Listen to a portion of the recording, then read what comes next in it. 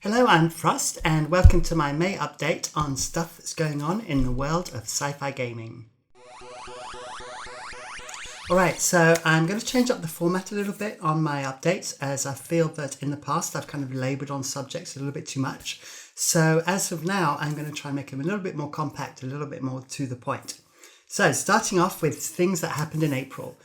First of all, Industries of Titan by Brace Yourself Games came out in early access on the Epic Games Store, which was a bit of a surprise, as I've mentioned it in previous videos, and it was constantly delayed, but now it's out. It's in early access, and obviously it's called Industries of Titan, so it's based on Saturn's moon, and you play this capitalist kind of corporation that's got to do this city building on the planet. And it looks interesting. It looks kind of fun. I like the atmosphere in it. The atmosphere is really, really nice. And I like the artwork on it is pretty cool as well.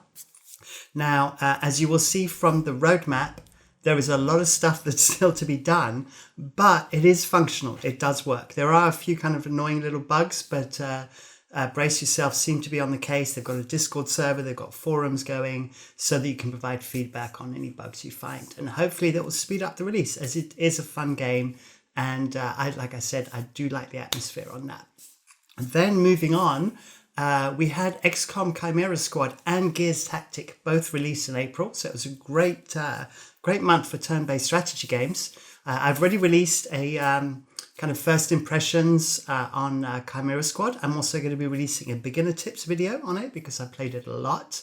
I have also played Gears Tactics, and I'm kind of my mixed feelings on Gears Tactics, and if you want me to make a video on it, I'll be happy to do so. Yeah, like I say, I have reservations on that. But XCOM Chimera Squad, I can definitely recommend it. It is good fun. It's pretty cheap, and lots of stuff going on in there, as you'll see from my videos. Moving on, Avorion. So on April 26, Avorion announced community servers. So these are multiplayer servers. They're going to be paid for by Boxelware.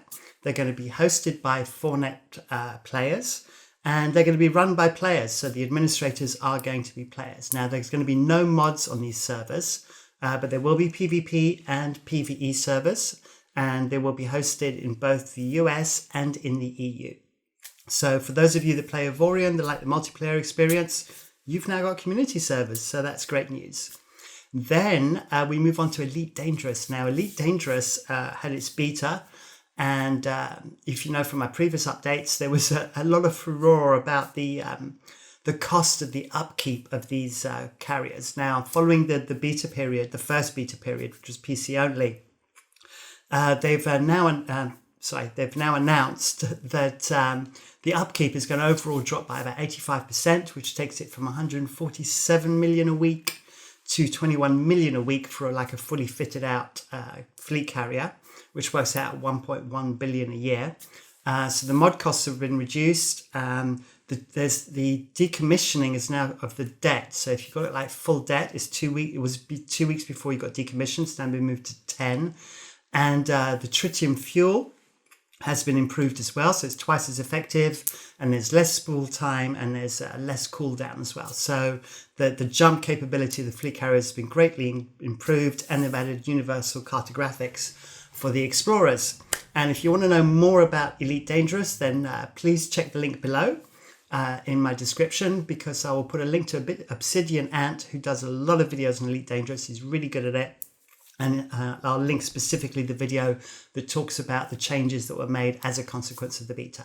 So there you go, Elite Dangerous. Now, on April 30th, Artificial Extinction announced an additional level. Now, I've done quite a few videos on Artificial Extinction already. I like to support indie developers, who are like me, kind of growing and kind of trying to get established. And this new level adds environmental effects, which is kind of cool. There's 2 new sentries. There's a flak and a mortar sentry, and they get unlocked through a tech tree, which is something new to Artificial Extinction. So that all looks really interesting, but be aware that you have to have completed it, got to level 9 and completed it, which is the final level of Artificial Extinction, in order to be able to unlock this extra level. And if you want to know how to play Artificial Extinction, check out my videos. Then now we move on to May. So May, May's a pretty dry month for new games. In fact, I mean, not just for sci-fi, but overall, there's not much going on. So I had to kind of dig around a little bit. Now, the first one I'm going to bring up is Population Zero. And this is a survival game. Now, there's no spaceships involved, but it is on an alien planet called Kepler. So it kind of fits into the sci-fi genre. So I'm going to grab it. And the way that it works is you have 168 hours in order to repair your life support pod and be able to survive. And you're on this planet and it's very beautiful and there's lots of different alien creatures and it's exploring going on. But what is interesting is you can play it solo in a kind of a PvE mode where you're just dealing with these creatures that are attacking you, and you have to sort of slowly build up your combat skills through a skill tree, and you have to build up sort of different you have to get obviously different mods and equipment and things like that to progress. But also there's a PvP mode, which is really interesting because every time you die, you eventually end up coming back as this thing called the Void, and then you can attack other players as a kind of this dead kind of reanimated creature. And so that looks really interesting. So I'm not quite sure how that's going to play out. And that's early access, and it's releasing on the 5th of May on Steam. Population Zero. Then Wavy the Rocket. I'm going to mention Wavy the Rocket because it's a spaceship, so it counts. 7th of May on Steam, side scroller, and looks interesting, looks fun. So if you're looking for something a little bit different, Wavy the Rocket. Now, the big one for me is May 26th. We have the Invasions DLC for Age of Wonders Planetfall, which is going to introduce the Sharkans, who are the lizard people, and we're getting the Furries, who are the Therians. Now, I've already done a video on this, which has gone down really, really well, so thank you very much for that, talking about what to expect from the Invasions DLC. Now, since then, they've added a few more items in the dev guide. But unfortunately for me, this is the size of the artwork that they provided. And as you can see, it's a little bit on the small side. So Triump Studios, can you give us like big copies of the artworks and stuff so that I can actually do a video about it and inform people? Because that's not really helpful, and it stops me from being able to do more stuff and build up some more hype for you guys at Triumph. So a word to Triumph there. Please pass the word along if you know anybody there. But anyway, the Invasion DLC looks exciting, and obviously I'll be downloading that on May 26th, playing it and getting content out for Age of Wonders Planetfall DLC as soon as possible. Then moving on, also on May 26th, because I always have EVE Online news, we have the Forsaken Fortress update. Now, this is a big deal because what it actually does, for those of you that play EVE Online, you need to pay attention, because it now means that if a fortress has no fuel, it becomes abandoned. And instead of having to fight through the armor of a citadel and then come back on a new timer and then kill it on the second time, now you go straight to Hull, which means that if a citadel is abandoned, it will be destroyed in one round. So how long the amount of damage you can do is capped in EVE. So, but it will take about half an hour and then it's dead. But what is really important about this update is no asset safety. I will say this again: no asset safety. So if you've got a citadel in high sec or low sec with all your stuff in it, move it to an NPC station or stock it with loads of fuel, because if that thing gets shot and you won't get any warning about it except a 30-minute warning, then you're going to lose everything. So there you go. That's EVE for you. It's a tough world. And then finally, the one platform that is really good for sci-fi is actually Switch. In May, Switch are going to get Warhammer 40,000 Mechanicus. They're going to get the BioShock collection and the XCOM collection. Those are all releasing on Switch in May. So if you've got a Switch and you like your sci-fi, it's going to be a good month for you. And now we're going to move on to announcements. So announcements. First up, SHIPBREAKER, which I've mentioned in a previous update, is a dismantling game rather than a building game. And the idea is that you run around and you have to basically break down these ships. And it's been announced that it will come to Steam in early access in June of this year. So that's June 2020. So if you're looking forward to that, put it in your calendar. And then we also have an announcement for Destroy All Humans, the remake. Sorry, let me pronounce that properly. It was originally a game from 2005. It was very popular on the PS2. And they've made a remake of it, with nice, fresh graphics. And they've announced a release date of that of July 28th for the PC, the PS4, and the Xbox.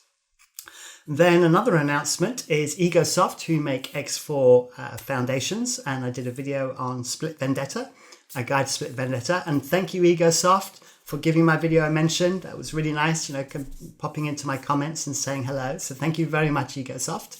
They've got some merch. So they've got some t-shirts, hoodies, etc. with 2 designs. The first design is a split ship, and I bought one of those. So I will be sporting my Egosoft Split Vendetta t-shirt at some point in a future video. And they also have some Teladi ones. Now, I like the Teladi. I love my lizard people.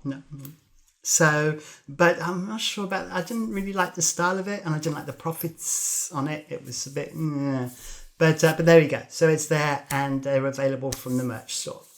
And then finally, we come on to delays, because obviously there's going to be delays. And Death Stranding has been delayed. It's not that bad of a delay. It was originally going to come out in June. Obviously, I'm talking about Death Stranding for the PC, because Death Stranding has been out on the console for PS4 for a while now. So Death Stranding for the PC has been moved from June to July the 14th. Then we come on to Star Citizen. I'm laughing, and you'll understand why in a minute. On April 17th, they released a new roadmap. And this roadmap was just basically created a rather poor response from the Star Citizen community. And let me explain why. If you remember, I actually posted back in December, I posted the October roadmap. And as you can see, the things in red are the mission givers. So those are the gameplay loops, which are the things, that get you playing and get you doing stuff. And then you had the blue things, the kind of a dark blue, sort of purpley, which was Crusader and the landing zone. And those are new environments, new areas in which you can play. And these were all announced for version 4.0, Q2 2020. And then now we go look at what happened on April 17th. And they removed Lisa Gibbs and Devon, who are both the mission givers. So that's all your gameplay loops gone. And they removed Crusader and the landing zone, which is all your new environments gone. And they've been put on version 4.2, which is not even on the roadmap yet. But in return, what you got was some new shop store stuff, and you got some elevator panels. So well done, Star Citizen. You've got elevator panels. That is great. And to put it into context, I'm going to show you this. It's going to take just a minute. There's a guy called Odysseus who is basically producing Odysseus 1992. Let me give him his right name on Reddit. And he's the guy that makes all these kind of lovely little roadmaps, because they're much clearer than the ones sorry, excuse me. They're much better from the ones from Star Citizen. I'm just overwhelmed by this, you see. So here is all of the roadmap changes back to the beginning of 2019. So we're talking a year and 3 months here. And I couldn't even screen grab it because it was too big. So we're just scrolling and scrolling and scrolling and scrolling and scrolling and scrolling. And that tells you what kind of a roadmap is it when it changes like this so many times in the space of a year and 3 months. So it's just bullshit. But, if you're a Star Citizen fanboy, come and yell at me in the comments. That's fine. But this is ridiculous. And we shall see what happens with that. And that pretty much wraps it up. So it leaves me to say thank you very much. In fact, what I'm going to do now is I'm just going to click on my YouTube studio. Where is it?